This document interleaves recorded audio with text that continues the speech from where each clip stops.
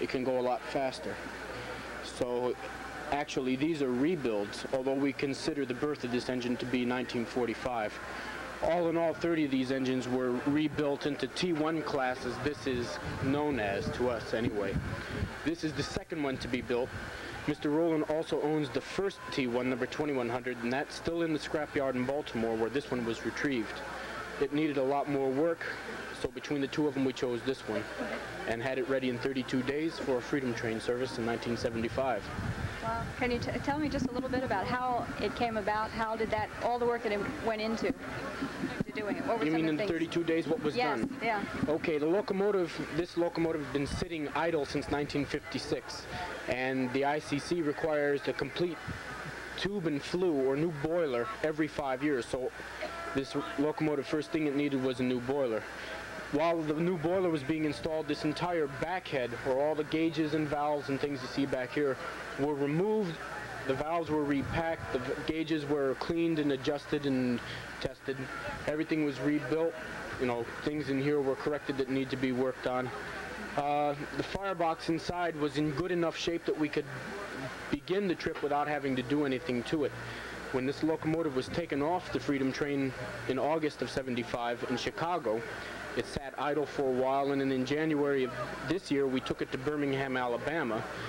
In the meantime, the other engine was still on the train. We had 5 months to do all the work that really needed to be done to the engine, and a lot of heavy repairs were done there, plus the modification of the front end with all the new number boards and things that you see up there. This engine didn't start its run the way you see it now. We painted it like you see it here. It was originally all blue because we didn't have time to give it a good paint job. But down in Birmingham we had the time, and we gave her an A1 repair and paint job. Now she looks like a real gem. We intend to keep her this way for quite a while. She'll be running after the end of the Freedom Train. We'll take this locomotive back to New Jersey, where most of us are from. We have an office in Lebanon, a converted CNJ railroad station, and we'll operate it in high iron service in mainline steam fan trips. So it still will be. Oh yeah, she's got 5 solid years ahead of her. That's how long the boiler is good for, and we're going to operate her for every one of those years. Fantastic. And at the end of those 5 years, if we feel that there's still a call for it, we'll put a new boiler in and go for another 5. So this engine will by no means sit idle. I wonder if I could ask you about the engineer. Mr. Rowland? Yeah. Sure. Just tell me, is he a little bit about him? Okay. Mr. Rowland, by vocation, is a commodities broker on Wall Street, dealing in precious metals and other things. By avocation, I guess you might say, he's a rail fan. He comes from 3 generations of railroad people. He's the first generation not to be involved for business.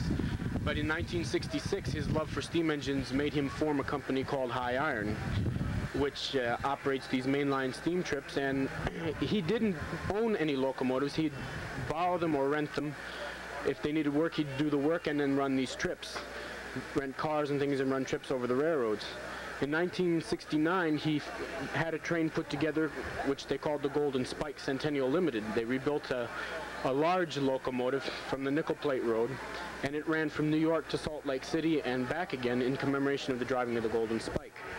While on that trip, somebody, I guess jokingly, asked Ross what was his next big project going to be, so he looked at them and said, what's the next big national event? And the bicentennial popped up. He said, well, what better way to celebrate the bicentennial than with a steam-powered train? And thus the Freedom Train was actually born in 1969. It kind of got kicked around for a while until 1972-73, when it was officially made a foundation. Mr. Rowland made plans with his brokerage firm in New York to take a 2-year leave of absence to be with the train full-time. And initially 2 other locomotives were considered to be powering the train, but as it ended up, a locomotive from Portland, Oregon, and this one were used, and you know the story of how this was rebuilt in 32 days to be run on the Freedom Train. And as I say, she's not going to sit idle. Mr. Rowland will start up high in iron again once the Freedom Train is over, and we'll pull excursions. We also hope to get the other T1 out of the scrapyard in Baltimore, rebuild her and have her in operating condition, double head on fan trips and things like that. Okay, I know you came from New Brunswick to Bethlehem and you're on your way to Trenton tonight. Can you tell me the kind of reception you've been getting across the country in the different cities you've stopped. Well, we've been getting very good reception all across the United States. I think most people are drawn by the steam locomotive initially, since they are such rarities to begin with, you know. And once they do see the steam engine, you know, they go through the train and they truly enjoy it. The people have been giving us great welcomes. They've been putting on all kinds of shows and staging quite extravagant events in conjunction with the visit of the train. In Newark, the Navy brought a battleship up alongside the train, and that was open for display, and that was rather unusual. Many times we've had local theater productions put on, and, you know, fairs and all kinds of things. So it's been a catalyst for a lot of activity. Oh, yeah. You've been going. The local bicentennial commissions usually tie in quite a lot of other events along with the Freedom Train's, you know, arrival and stay. And together they help draw quite a few people. Today, I'm sure we'll have near record-breaking crowds, and I think it's partially due to the fact that they have the Christmas City Fair now. You know, that draws people, we draw people, and together they're kind of helping each other hand in hand, you might say. Okay. Another question now. Must be an awful feat to get from place to place, particularly today with the troubles with the rails. Is it in terms of just getting your train turned around and things like that? What kind of problems do you encounter?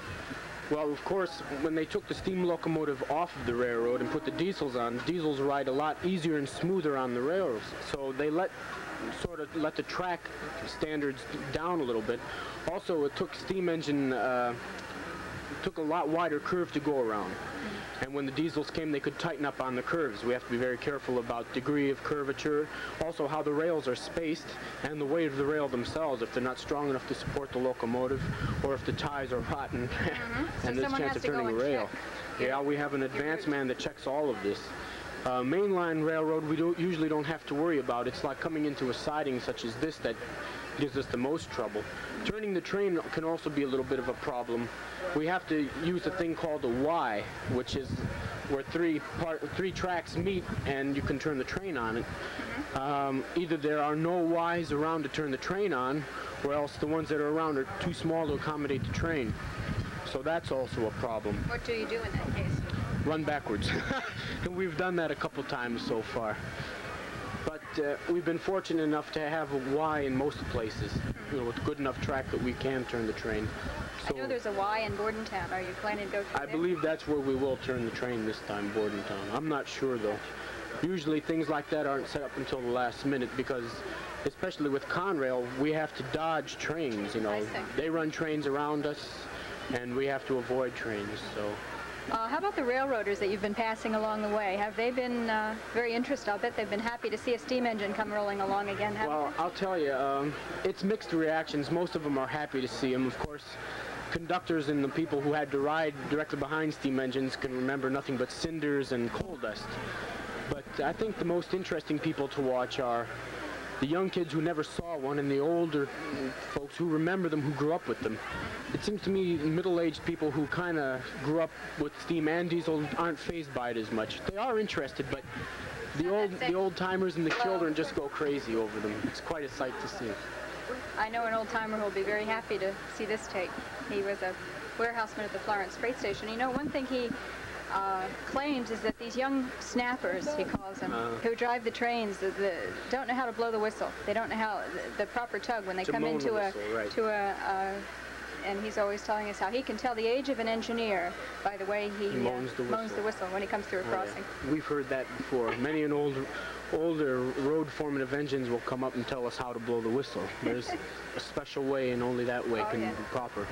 Right now, though, since we're going to Trenton over the former Reading Railroad, which this locomotive was built and run by, I think will be most interesting to see the road crew who is assigned, because chances are good they'll remember these engines, and they'll teach us a few tricks tonight. Very good.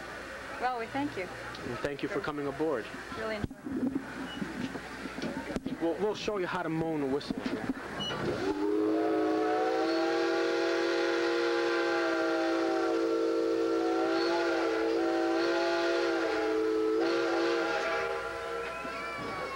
Fantastic. I'm glad you like it. Charlie would never guess that you were only 20, what is it, 21? 20 years old, that's it. 20 and 13, you did very well. Thank you very much. Thanks again. Welcome aboard, and I hope you enjoy your